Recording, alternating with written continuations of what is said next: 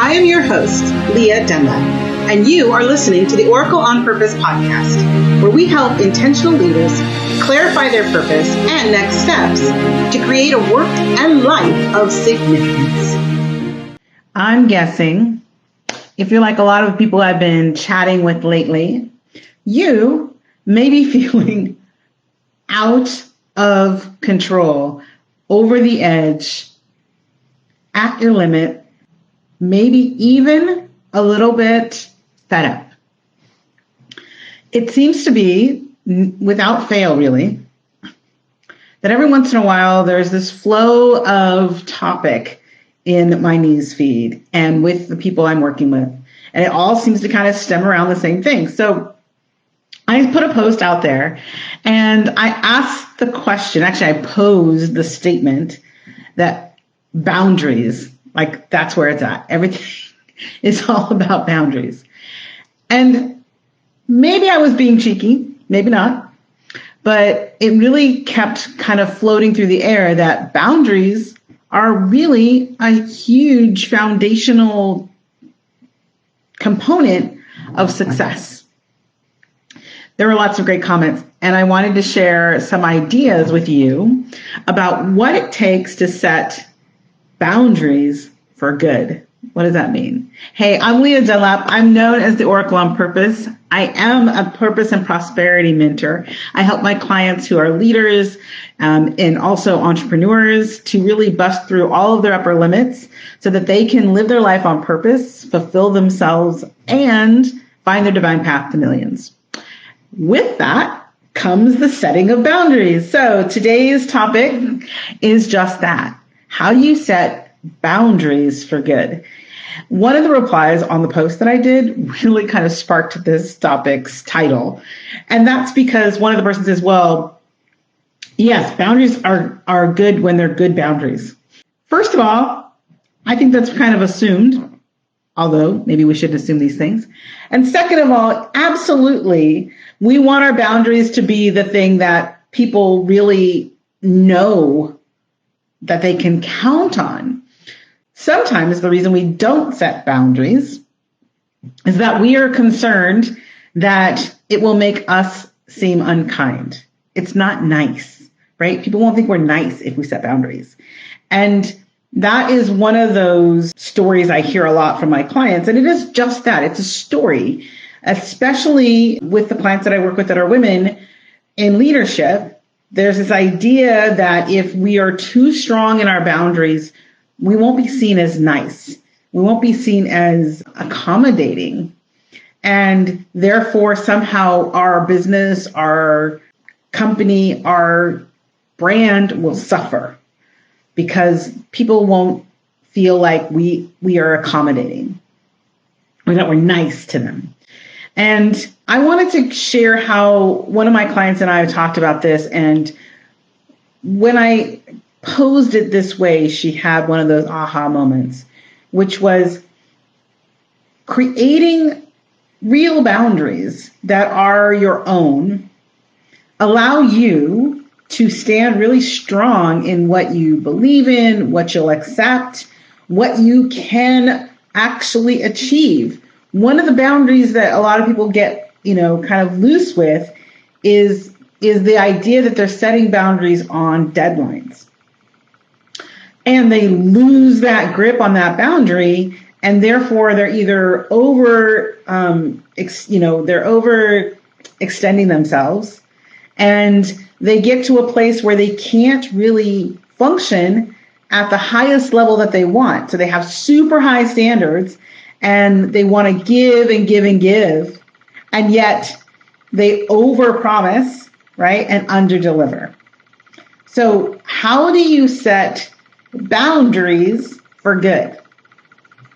So as we talked about, the first thing is to know that the boundaries themselves are good. If you set a boundary and the people around you know what to expect, then your clarity of that boundary allows them to really know when and how and what to do to interact with you to get the best from what you have to offer, right?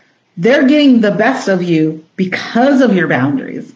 And that is beyond nice. That's the kindest thing you can do and the best thing you can provide your clients, your customers, even your family, is that the surety of your boundaries. Okay? So if we have the surety of our boundaries and we understand that having the boundaries themselves allows us to create that strength that people get to lean on, right? And work with and appreciate, then the next step is, how do we keep them? What can we do to make sure that it becomes a part and function of who we are and how we live and work in the world? So here's a little trick I'm about to teach you. So if you're watching now or you're watching the replay, again, my name is Lia Dunlap. I am the Oracle on Purpose. And my function here to help you understand how to make your life designed around your purpose and prosperity and define your divine path to millions is part and parcel of how you create these structures and these boundaries in your life and your business. So one of them, as I said, is boundaries. And because I've seen so many people talking about it and have my own clients coming up against that edge, I decided I would share that information with you. Now, if you're watching this and you and someone else were just talking about this, go get them. Bring them over here. Say hello if you're watching this now live. I now have this great new tool that we can see comments, which is great, in the screen. So if you know someone who has either brought up the fact that they're really frustrated or they're feeling overwhelmed or in a corner or overburdened by a list of to-dos, then bring them here. Come on in, sit down, grab a pencil and paper and write this down, okay? You have the right, as we just discussed, to set boundaries. It isn't just to be mean, right? It isn't just to block people off. It is to help people understand what they can get from you, when they can get it, and what to expect of those standards you're setting, right? So one quick trick to that end, the first thing I will share with you, always under promise so that you can over deliver. Under promise so that you can over deliver. How you create your boundaries, right, allows you to say, I'm going to set this up so that even if the world crumbles, I will perform as I've intended and then some. That helps you to allow your interactions to be very plentiful, right? Very kind, very welcoming to the other person that you're interacting with. They get to have more while expecting less. You get to have space that you've created to have room for overflow, right? Room for the world to work around and do its magic.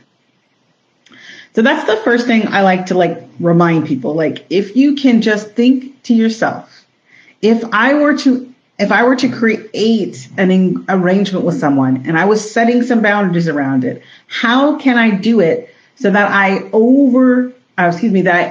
under promise and over deliver? How do I set up this agreement, this arrangement, this time if I am really going to under promise and over deliver?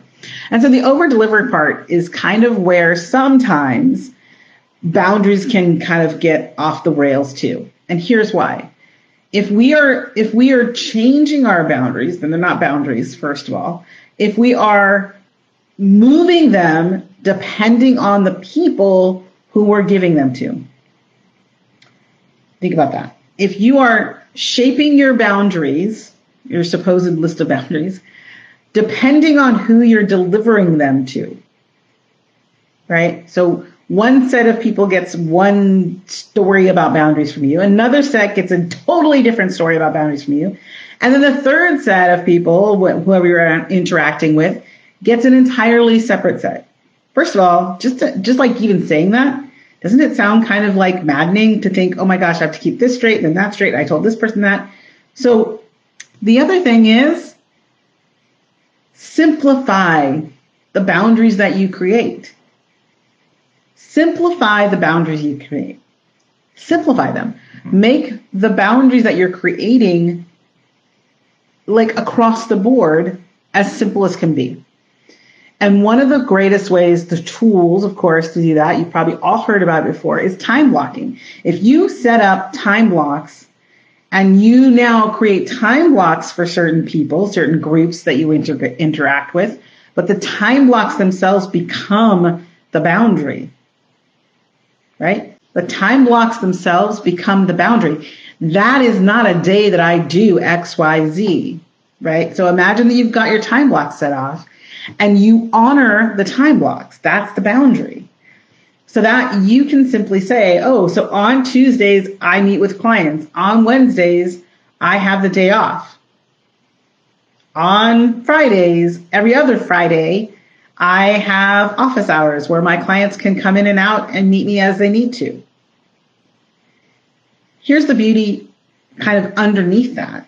Not only does that allow the people you're interacting with to kind of have some structure to when they can expect to connect with you, it also allows you to know when you don't have to interact with people, when you get to be off the clock for good, right? And you get the freedom of being able to call it out wherever you are, whether you're on the phone or you meet somebody in the grocery store or meet somebody at an event. It doesn't have to be complicated, right? It's repeatable. It's simple. You can tell it to all three different people and they get to know where they fall, like what their opportunity to connect with you is. So the more you can simplify it, the better off you are. Less of a stress for you to kind of figure out or jig people around into different spots on your calendar, etc. And ultimately, your free time then becomes, it becomes sacred. It's the thing that you hold space for inside those boundaries, right? So setting good boundaries, it's not just about being in a block that you just move around whenever you have to, or in different situations you change them. Shifting boundaries makes your system more stressed, right? It causes you to have to work harder, and the chances of you slipping from achieving within those boundaries starts to happen too. The other great side effect is that once you've made that shift and you have under-promised and over-delivered, the people that you're interacting with now not only feel like they know, like, and trust you, they also feel like they can refer people to you. They can recommend you because you've over-delivered. So it's a win-win across the board. And to me, that's the key, right? That is the key. Not just setting boundaries for no direct reason, but because it allows you to have greater freedom, greater fulfillment, and greater results for your clients and your customers and time with your family. Because after all, what is all of this that we're doing if it's not to spend the time that we want with our family? To have the freedom to explore or travel or just hang out for a weekend for somebody's birthday or for no reason at all. All right. Thanks so much. I appreciate those of you watching the replay and those of you watching now live. Let me know, what is a boundary that you set that works for you? All right. Thanks so much for watching. I'm Lia Dunlap, the Oracle on Purpose. Remember, you are here on purpose. Thanks for tuning in to the Oracle on Purpose show. If you found value in this episode, we'd appreciate you leaving a comment. Also, you can subscribe and ring the bell if you haven't yet. If you'd like to get clear on your highest vision and next steps, go to oracleonpurpose.com. See you next week.